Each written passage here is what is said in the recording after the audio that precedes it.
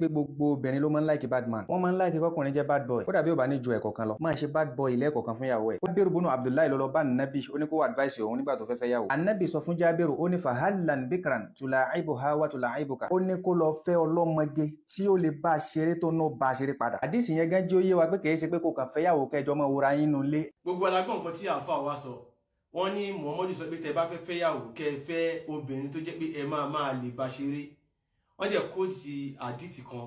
Ǹjẹ́ nǹkan tí ó wà nínú àdìtì yìí, ǹjẹ́ òun ni àáfàá wa sọ? Èmi ti sọ fún yín pé gbogbo àwọn àáfàá yìí irọ́ lásán ni gbogbo nǹkan tó ń sọ fún yín. Ẹ̀yin ẹ máa béèrè ẹ̀rí lọ́wọ́ wọn kẹ́ ẹ lọ máa kà fún yín. Wọ́n kóòtù àdìtì Sahih Buhari 5079. Ẹ rí pé núwèé mo ti kà. Torí àwọn kan máa ní nǹkan tá a lọ mú lórí Google irọ́ ló wà níbẹ̀. 5079 Sahih Buhari, narrated by Jabir bin Abdullah. Jabir bin Abdullah ṣàlàyé, while we were returning from Ghazwa, nígbà táwọn ń bọ̀ láti ojú ogun with the prophet pẹ̀lú Muhammadu, I started driving my camel fast.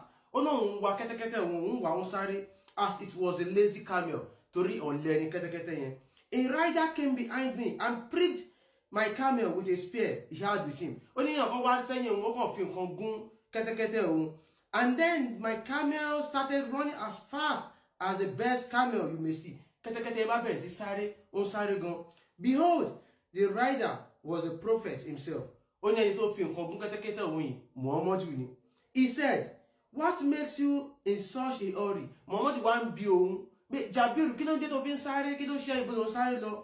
I replied, lónà dá lóhùn, I am newly married. Mo ṣẹ̀ṣẹ̀ ṣe ìgbéyàwó ni. He said, did you marry a virgin or a matron? Muhammadu wá bí pé ṣé ọmọge tí wọn ò tí ì já ìbálẹ̀ ẹ̀ ló fẹ́ ni àbí adélébọ̀ àgbàlagbà? Nǹkan tó Muhammadu ń bí bẹ̀ yẹn ni pé ṣé ọmọ kékeré òun ni Muhammadu ló ń refer sí as virgin? Ìgbé ṣé ọmọ kékeré tí wọn ò tí ì já ìbálẹ̀ ẹ̀ ló fẹ́ ni àbí àgbàlagbà? Ẹ ká tẹ̀síwájú. I replied, a matron. Ó náà wá dáná pé àgbàlagbà ni.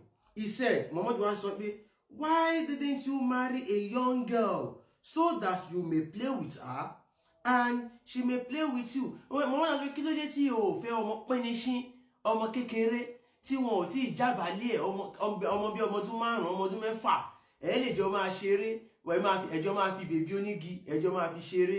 Nǹkan tó wà ní àdìtì yẹn nìyẹn. Àmọ́ ọ̀tọ̀ ni nǹkan tí àáfàá tú sí fún yín. Ǹjẹ́ mọ̀ wípé Aisha nìkan ni virgin tí Muhammadu fẹ́? Ẹ ká lọ sí Sahih Buhari chapter 9 Sahih Buhari. Ó ní Ibn Abbas said to Aisha, Ibn Abbas ṣàlàyé fún Aisha, ó ní the prophet did not marry any virgin besides you. Ó ní Muhammadu ò fẹ́ omidan kankan àyàfi ìwọ, ọmọ píníṣín kankan àyàfi ìwọ. Ìdí tí Muhammadu ṣe fẹ́ Aisha ni pé torí pé Aisha jẹ́ virgin ló dẹ̀ jẹ́ ọmọ píníṣín. Gbogbo àwọn tí Muhammadu fẹ́ àgbàlagbà ni wọ́n. Ẹ ká wá lọ gbogbo tí Muhammadu fẹ́ Aisha gan. Ẹ ká lọ sí Sahih Buhari 5134. Narrated Aisha ṣàlàyé that the prophet married her when she was 6 years old. Muhammadu fẹ́ òun nígbà tó ń wà ní ọmọ ọdún 6.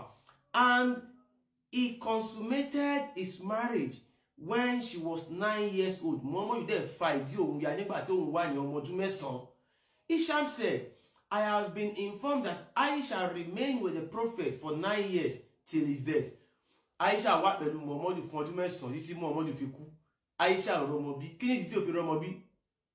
Muhammadu ti fa ìdí ẹ̀ ya, ó ti ba ìdí ẹ̀ jẹ́.